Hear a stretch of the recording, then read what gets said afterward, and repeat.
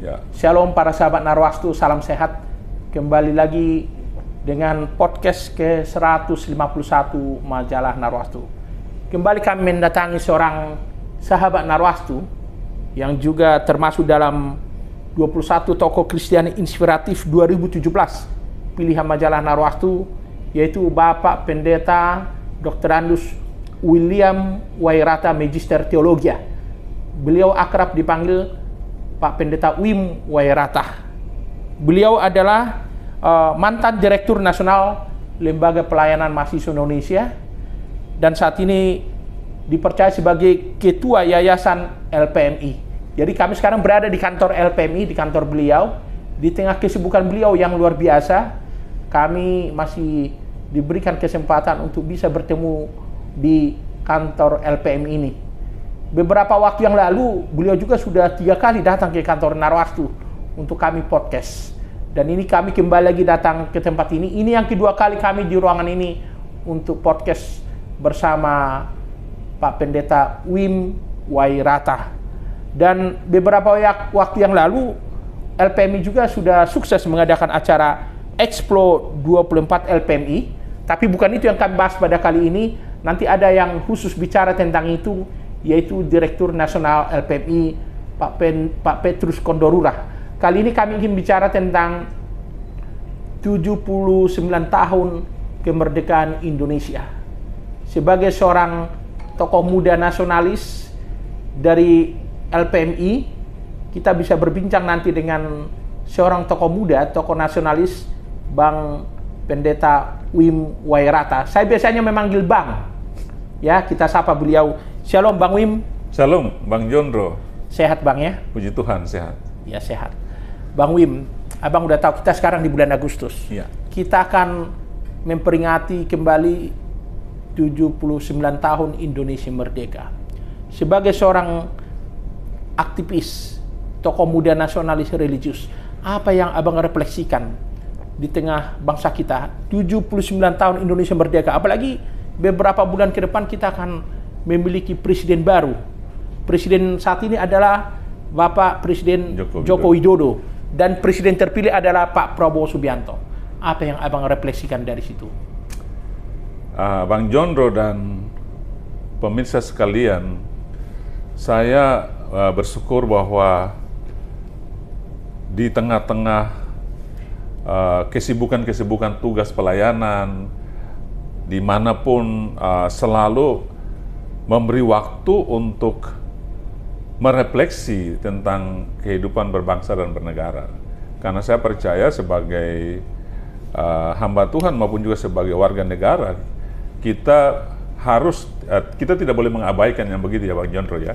Kita harus paling tidak kita mendoakan dan kita memperhatikan. Nah, refleksi saya terhadap 79 tahun Indonesia merdeka ini adalah yang pertama, mau mengatakan bahwa kalau kita boleh bertahan sampai usia yang ke-79 tahun Indonesia merdeka ini adalah satu anugerah Tuhan.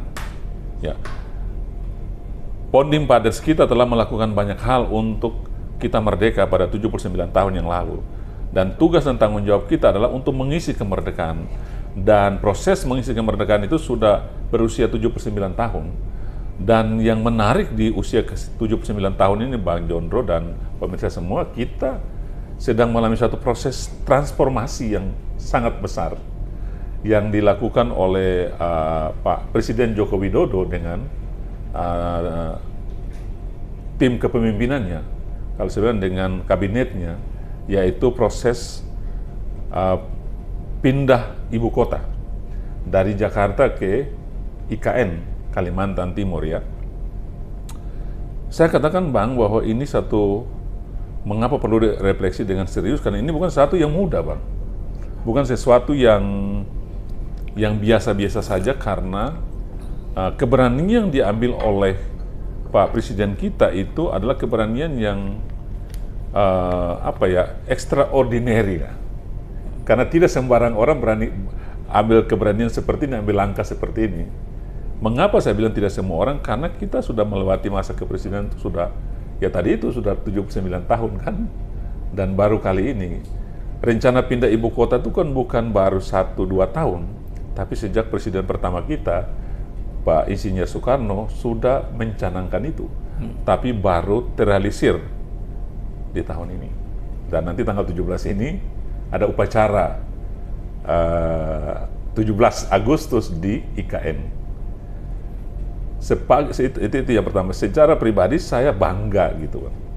Bangga karena kita boleh punya seorang presiden yang berani mengambil langkah walaupun banyak penentang. Walaupun banyak ditentang. Mulai dari awal sejak diputuskan itu kan banyak ya, baik dari dalam maupun dari luar. Tapi beliau tidak bergeming. Komitmennya tetap jalan, itu kebanggaan. Lepas dari ada kekurangan sana sini, ya, tidak ada orang yang sempurna, Bang Jondro. Tidak ada seorang pun yang sempurna. Lepas dari semua itu, beliau telah membuat satu sejarah yang besar bagi bangsa ini. Karena kalau kita tidak pindah, bukan berarti di tempat di Jakarta ini bukan tidak baik. Tetapi kepadatan penduduk yang luar biasa, kemacetan, banjir, masalah-masalah sosial, lalu kemudian lebih daripada itu pemerataan ekonomi itu tidak terjadi. Dan itu sudah sekian tahun. Dengan langkah berani ini, harapan ke depan adalah supaya bisa terjadi pemerataan pembangunan, pemerataan ekonomi, semua orang bisa menikmati kue kemerdekaan itu dengan baik. Nah, itu secara pribadi ya. Kemudian yang berikutnya, refleksi saya adalah dengan berpindahnya ibu kota ini, peluang untuk orang-orang di luar Jawa, Kalimantan dan sebagainya itu punya peluang yang sama untuk kita bisa memberikan kontribusi yang maksimal, Pak. Juga sekaligus peluang untuk anak-anak muda berkarya yang lebih luar biasa lagi kan.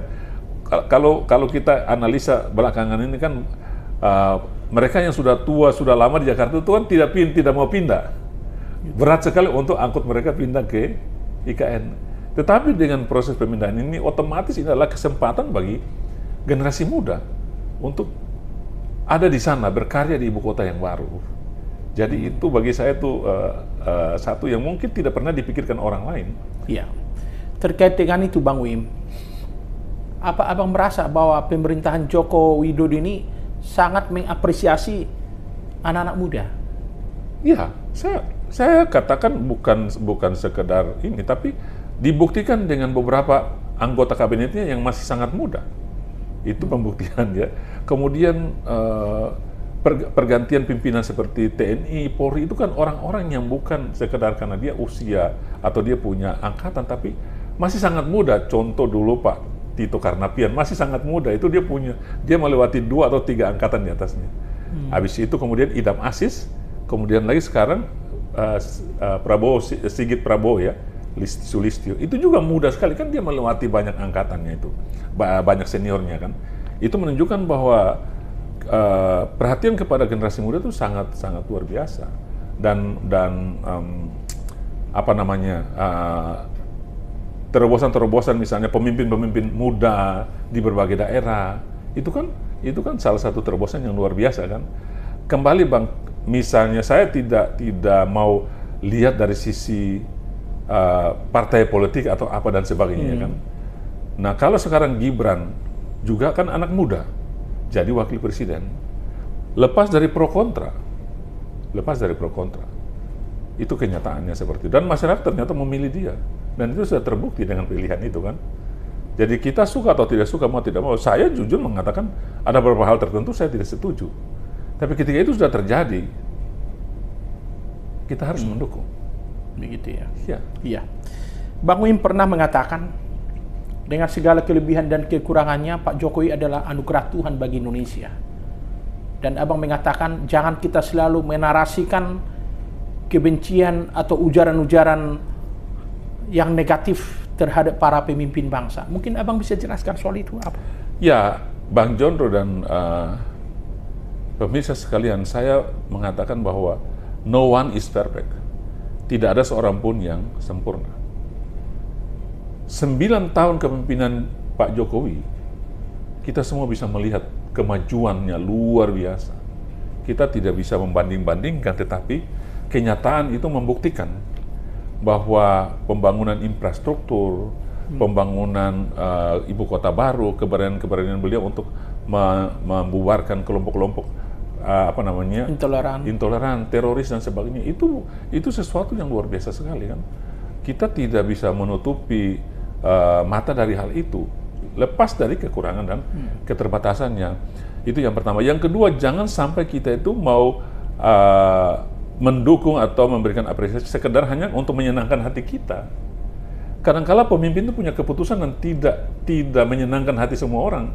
Tapi pemimpin itu dia melihat jauh ke depan, beyond. Dia tidak sekedar melihat apa yang di mata, tapi dia melihat jauh ke depan. Kemajuan bangsa ini seperti apa? Saya kasih contoh langkah-langkah yang berani beliau ambil, yang diistilahkan tadi Bang, anugerah bagi kita. Dia mengambil Freeport dari tangan Amerika kan. Itu tidak mudah loh Bang. Langkah besar itu. Dia melakukan hilirisasi, stop ekspor bahan mentah untuk nikel, timah dan sebagainya. Ya, itu langkah-langkah yang luar biasa sehingga membuat ekonomi kita itu berkembang, bertumbuh luar biasa di tengah-tengah situasi yang tidak mudah. Dia memilih orang-orang tangan kanannya itu orang-orang yang profesional seperti misalnya Sri Mulyaningsih. Iya betul ya? Sri Mulyani, kemudian Pak Luhut, kemudian juga orang-orang muda seperti Pak Erick Thohir, Pak Basuki Hadi Purnama, ya Menteri Pur itu kan luar biasa itu Bang. Seorang Jokowi. Begitu ya? Ya. Jadi apa harapan Abang kepada penerus Pak Jokowi yang dalam hal ini presiden terpilih adalah Pak Prabowo Subianto yang notabene itu sahabat Pak Jokowi? Ya.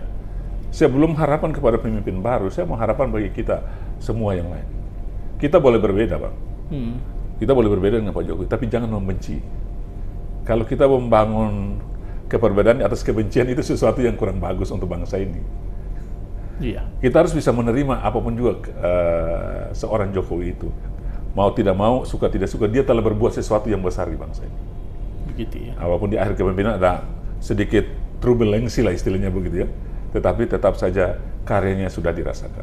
Iya. Kemudian harapan saya untuk pemimpin yang baru, saya bersyukur kemarin saya nonton di YouTube itu Pak Prabowo sudah sepakat untuk melanjutkan pembangunan IKN. Jadi lanjutkan saja sebagaimana ungkapan Pak Prabowo waktu kampanye hari kemarin itu.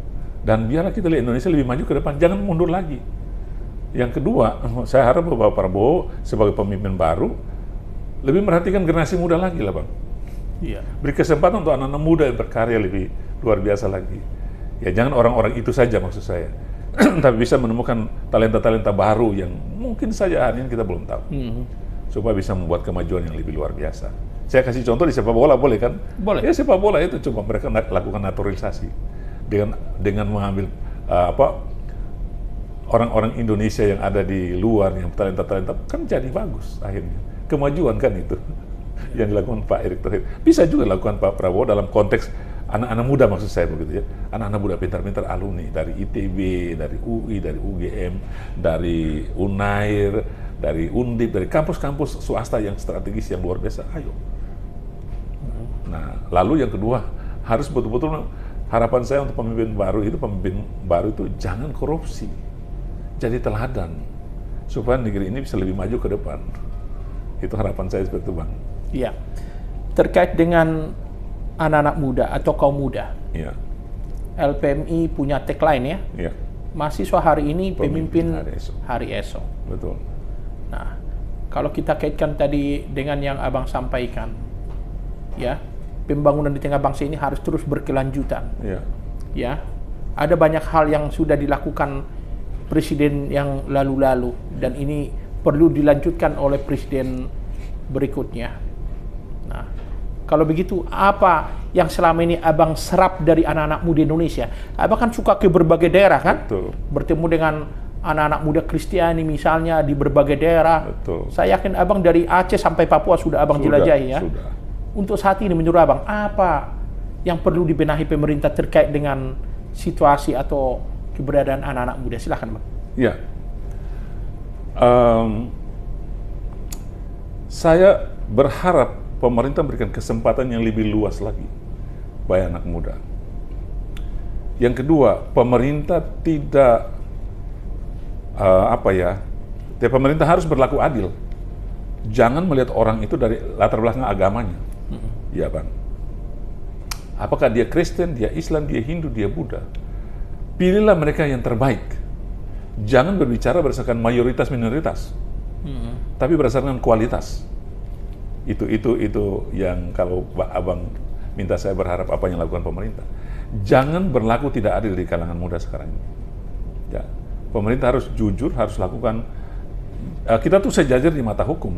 Kita mendirikan bangsa kita ini, orang tua kita, moyang kita tuh dengan darah dan air mata. Dan mereka berharap bahwa ke depan anak cucunya itu bisa mengisi kemerdekaan ini, tidak lihat mereka latar belakangnya agama apa.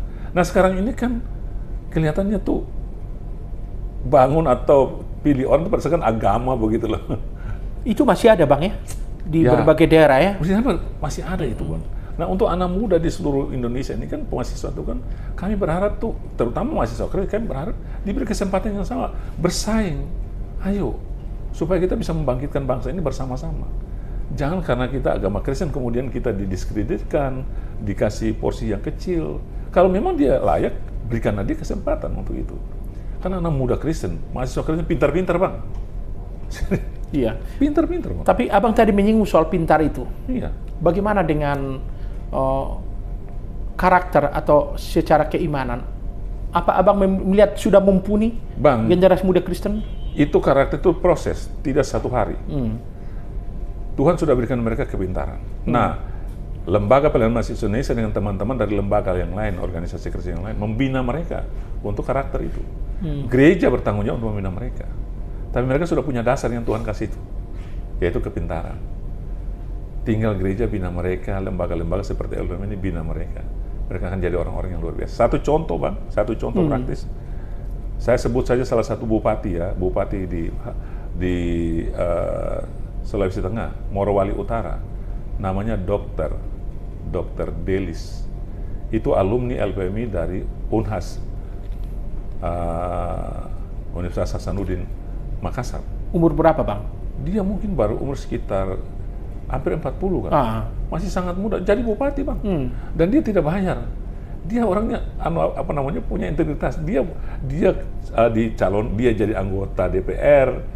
Dia punya istri sekarang jadi utusan DPD. Dia dipilih jadi bupati tidak pakai uang Bang. Tuh, gitu ya. Dia bersaksi waktu acara Expo kemarin. Oh datang dia ya? Datang, dia jadi salah satu narasumber di Expo. Luar biasa itu. Itu contoh-contoh anak muda yang luar biasa. Dan dia terpilih menjadi salah satu dari 2 orang bupati terbaik seluruh Indonesia untuk belajar di Amerika. Gitu ya. Karena integritasnya itu, karena kontribusinya. Morowali Utara mengalami peningkatan pendapatan per kapita meningkat 200% waktu gitu dia ya? memimpin Morowali Utara hari ini. Iya. Nah itu luar biasa Bang. Jadi kalau Abang tadi sampaikan bahwa ada figur-figur muda Kristiani yang berprestasi dan patut kita tonjolkan ke publik, bahkan diangkat di kancah nasional begitu, apa harapan Abang kepada anak-anak muda Kristiani yang menonton siaran podcast ini? Harapan saya untuk anak-anak muda Kristiani, lakukanlah yang terbaik. Lakukan seperti untuk Tuhan dan bukan untuk manusia. Jangan cari keuntungan apa saja pun. Lakukan saja yang terbaik dengan penuh integritas. Karena Tuhan pasti akan mengangkatmu. Tuhan tidak pernah akan membuangmu kalau kamu hidup terus. Contoh sudah sangat banyak. Yusuf, Daud, Salomo, mereka diangkat. Daniel, itu orang-orang muda semua Bang. Dan mereka datang dengan penuh integritas. Dan Tuhan akan pakai kita. Jangan khawatir, tantangan itu biasa. Kalau kita tidak pernah menghadapi tantangan, itu malah luar biasa kan. Tantangan itu sesuatu yang biasa untuk kita semakin bagus. Karena kita mau mempermuliakan Tuhan melalui apa yang Tuhan percayakan kepada kita. Ya, itu aja sehingga nama Tuhan. Jadi LPMI akan terus mengkader anak-anak muda Kristiani? Kami sedang mengkader anak muda, bukan akan terus sedang dan akan terus lanjutkan sampai kapanpun lembaga ini ada. Kita punya direktur nasional yang baru bilang dia mengkaderkan 5.000 pemimpin muda, harapan 5.000 pemimpin muda yang 20 tahun ke depan mereka ada di mana-mana untuk memberikan kontribusi yang maksimal bagi bangsa ini. Itu harapannya dia. 5.000 pemimpin dipersiapkan dari sekarang. Itu, Bang. Ya. Para sahabat Narwastu, itulah perbincangan yang cukup menarik dengan tokoh senior dari Lembaga Pelayanan Mahasiswa Indonesia yang dulu pernah menjadi Direktur Nasional LPMI dan sekarang Ketua Yayasan LPMI, Bapak Pendeta Dr. Andus Wim Wairata Magister Theologia. Cukup menarik apa yang sudah kita perbincangkan tentang refleksi ulang tahun ke-79 Republik Indonesia dan kaitannya dengan eksistensi anak-anak muda Kristiani. Terima kasih Bang atas waktunya sudah Sama-sama, memberikan Bang Jondro. kesempatan. Para sahabat Narwastu, akhirnya kami undur diri. Shalom, salam sehat, salam kasih Narwastu, dan kiranya di ulang tahun RI ke-79 ini kita senantiasa sehat sejahtera, Indonesia ini pun diberkati Tuhan. Salam bahagia, salam kasih Narwastu.